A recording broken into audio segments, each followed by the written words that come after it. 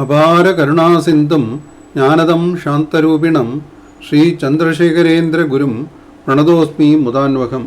எத்தனையோ மகான்கள் இந்த ஞான பூமியிலே, அத்தனை பேருக்கும் என் சிறந்தாழ்ந்த வணக்கங்கள். இந்த எபிசோடில் நான் மகாபாரதம் பூர்வ பருவத்தில் இருந்து ஒரு நிகழ்வை எடுத்து சொல்லப் போகிறேன். சகுனி காந்தார மன்னன் சுபலனின் மகன். சகுனியின் தாயார் பெயர் சுதர்மா. சகுனி மிகவும் தந்திரசாலியானவரும் மாயாஜாலக்காரரும் ஆவார். அவர் குருட்சேத்திர போரின் மூளையாக இருந்தார். சகுனிக்கு 99 சகோதரர்களும் காந்தாரி என்ற ஒரு சகோதரியும் உண்டு. காந்தாரியை சகுனி மிகவும் நேசித்தார். அவர் ஆருஷி என்கிற சாருலதாவை மணந்து உலூகன், விருகாசுரன் மற்றும் விப்ரசிட்டி ஆகிய 3 குழந்தைகளுக்கு தந்தை ஆனார்.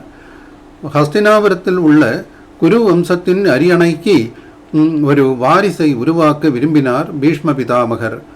எனவே அவர் காந்தார தேசத்தின் இளவரசியான காந்தாரியை திருதராஷ்டிரருக்கு திருமணம் செய்து வைக்க ஒப்புதல் கேட்டு சுபலாவை அணுகுகிறார். தனது சகோதரியான காந்தாரி ஒரு குருடனை மணக்கும் யோசனையை சகுனியால் தாங்க முடியவில்லை. அதனால் இந்த யோசனையை அவர் வெறுக்கிறார். திருதராஷ்டிரர் ஹஸ்தினாபுரத்துக்கு அரசனாக போவதில்லை என்பதையும் அறிந்தபோது அவர் ஹஸ்தினாபுரத்தை இன்னும் அதிகமாக வெறுக்கிறார். திருதராஷ்டிரரை திருமணம் செய்ய விரும்பவில்லை என்று காந்தாரி சொன்னபோது பீஷ்ம பிதாமகர் மிகுந்த கோபமடைகிறார். வலுக்கட்டாயமாக காந்தாரியை திருதராஷ்டிரருக்கு மனம் முடித்து வைக்கிறார். வேறு வழியில்லாமல் மௌன எதிர்ப்பாக காந்தாரி தன் கண்களை ஒரு துணியால் கட்டிக்கொள்கிறார். தன் சகோதரியின் இந்த நிலையை கண்ட சகுனி கோபத்தின் உச்சகட்டத்தை அடைகிறார்.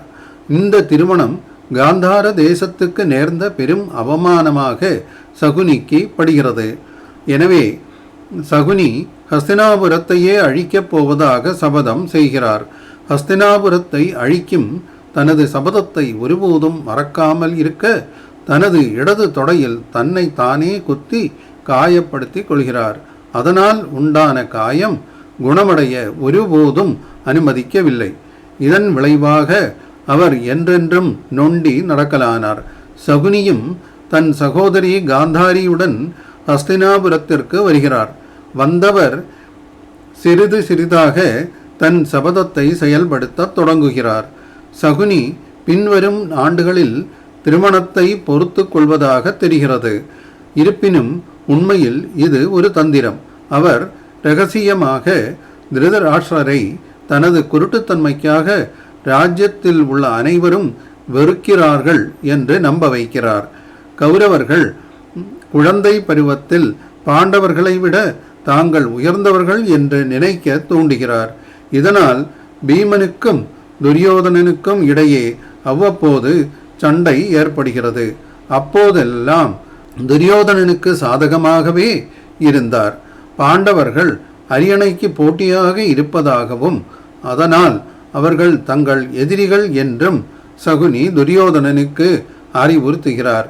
மேலும் அவர்களை அழிக்க முயற்சிப்பதில் துரியோதனனுக்கு உதவியாக இருந்தார். அதன் தொடர்ச்சியாக சகுனி பாலில் விஷம் வைத்து பீமனை ஏமாற்றி குடிக்க வைக்கிறார். அதை குடித்த பீமன் மயங்கி விழுந்து விடுகிறான். மயங்கி விழுந்த பீமனை கயிற்றினால் கட்டி கடல் மத்தியில் கொண்டு போய் போட்டு விடுகிறார்கள். மேலும் பீமனின் மரணத்தை ஒரு விபத்து என்று சித்தரிக்கிறார்கள். கடலில் விழுந்த பீமன் கடலுக்கடியில் உள்ள நாகலோகத்தை சென்று அடைகிறான். அவர்களால் காப்பாற்றப்பட்டு நாகராஜனால் ஆசீர்வதிக்கப்பட்டதால் மனித சக்திக்கு அப்பாற்பட்ட வலிமையுடன் திரும்புகிறான். மேலும் பீமனை கொல்ல முயற்சித்ததற்காக துரியோதனன் மேல் குற்றம் சாட்டப்படுகிறது. ஆனால் அவனது தந்தை ராஜாவாக இருப்பதால் துரியோதனன் எளிதில் மன்னிக்கப்படுகிறான். இதனால் பாண்டவர்கள் கௌரவர்கள் மீது வெறுப்பை காட்ட ஆரம்பித்தனர்.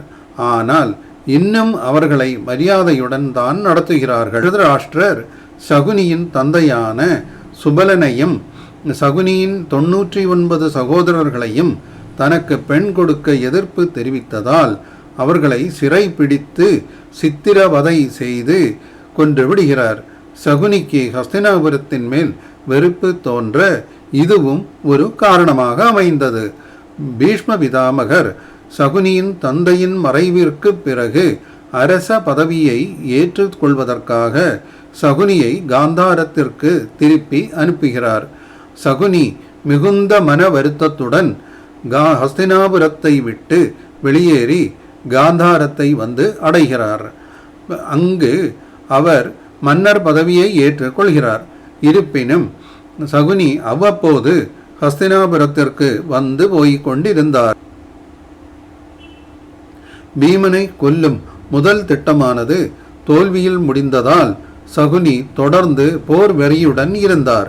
ஒரு நாள் துரியோதனனிடம் பாண்டவரை அழிக்கும் 2வது திட்டத்தை சொல்லலானார்.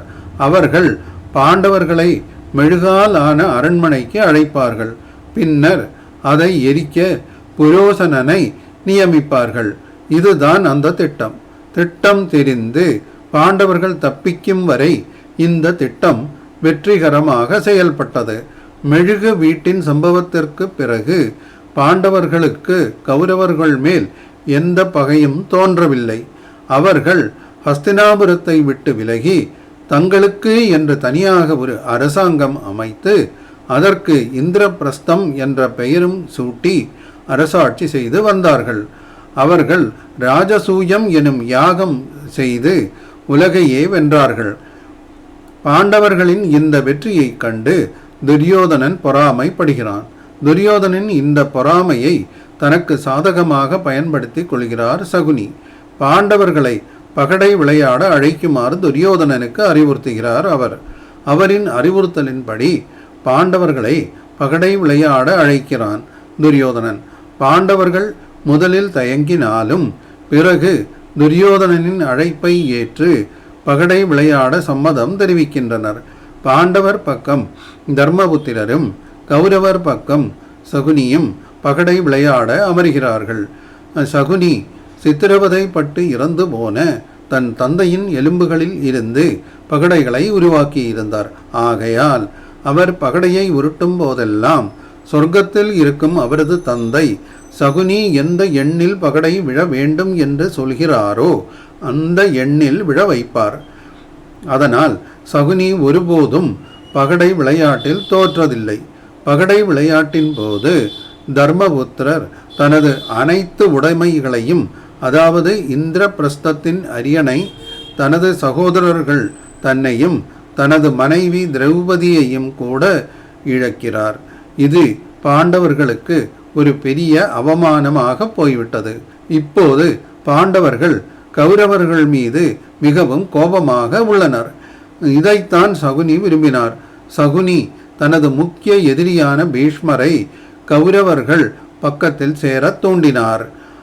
துரியோதனன் தனது சகோதரன் துச்சாசனனிடம் அரச சபையின் மத்தியில் திரௌபதியின் ஆடைகளை களைய உத்தரவிடுகிறார். இந்த அவமானத்திலிருந்து தன்னை காக்கும்படி கிருஷ்ணரிடம் திரௌபதி மன்றாடுகிறாள். கிருஷ்ணரும் திரௌபதியின் வேண்டுதலுக்கு இணங்கி அந்த அவமானத்திலிருந்து திரௌபதியை காப்பாற்றுகிறார். சகுனி எதிர்பார்த்திருந்த தருணம் வரவாயிற்று. கௌரவர்களுக்கும் பாண்டவர்களுக்கும் மத்தியில் போர் மூண்டது. குருக்ஷேத்திரம் என்னும் தலத்தில் போர் நடத்த இருதரப்பினராலும் முடிவு செய்யப்பட்டது. குருக்ஷேத்திரம் என்னும் தலத்தில் போர் ஆரம்பமானது. போர் ஆரம்பமாகும் முன்பு துரியோதனன் சகுனியை தனது படையின் தளபதியாக இருக்க வற்புறுத்தினான். ஆனால் அவன் சல்யனை விரும்பினான். போரின் முதல் நாளிலேயே சகுனி, துரியோதனன், துஷாசனன் ஆகியோர் தர்மபுத்திரரை கொல்லும் எண்ணத்துடன் தாக்கினர். ஆனால் அவர்களுடைய இந்த முயற்சி வெற்றி பெறவில்லை. போரின் 2வது நாளில் சகுனி வாள் சண்டையில் சகாதேவனாலும் வில் வித்தையில் சாத்தியாகியாலும் தோற்கடிக்கப்படுகின்றனர். போரின் 4வது நாளில் அவர் மகதத்தின் 5 சக்தி வாய்ந்த தளபதிகளை கொல்கிறார். போரின் 5வது நாளில் அவர் அர்ஜுனனாலும் வாழ் சண்டையில் திருஷ்டத்யும்னனாலும் தோற்கடிக்கப்படுகிறார். போரின் 7வது நாளில் கதா யுத்தத்தில் பீமனாலும் அஸ்திர பிரயோகத்தில் துருபதனாலும் தோற்கப்படுகிறார். போரின் 9வது நாளில் அவர் ஈட்டிச் சண்டையில் தர்மபுத்திரராலும் அஸ்திர பிரயோகத்தில் அபிமன்யுவாலும் தோற்கடிக்கப்படுகிறார். போரின் 10வது நாளில் அவர் சிகண்டியை பீஷ்மரிடம் அண்டவிடாமல் தடுக்கிறார். அதே நாளில் கோடாரி சண்டையில் சிகண்டியை தோற்கடிக்கிறார். போரின் 12வது நாளில் மகத மன்னனை கொல்கிறார். பின்னர் உபபாண்டவர்களையும் விராடனையும் தோற்கடிக்கிறார். திருஷ்டத்யும்னனுடனும் 2 முறை போரிடுகிறார். திருஷ்டத்யும்னனை தோற்கடிக்கிறார். 2வதாக சகுனி தோற்கடிக்கப்படுகிறார். போரின் 13வது நாளில் சகுனி மற்றும் பிற மகாரதிகள் அபிமன்யுவை கடுமையாக தாக்கி கொல்கின்றனர். போரின் 14வது நாளில் ஜெயத்ரதனை காப்பாற்ற நகுலனுடனும் சண்டையிடுகிறார். ஆனால் தோற்கடிக்கப்படுகிறார். ஜெயத்ரதன் மரணத்திற்கு பிறகு அவர் ஒரு இரவு போரை திட்டமிடுகிறார். இரவு போரில் அவர் துருபதன், விராடன் மற்றும் சாத்தியாகியை தோற்கடிக்கிறார்.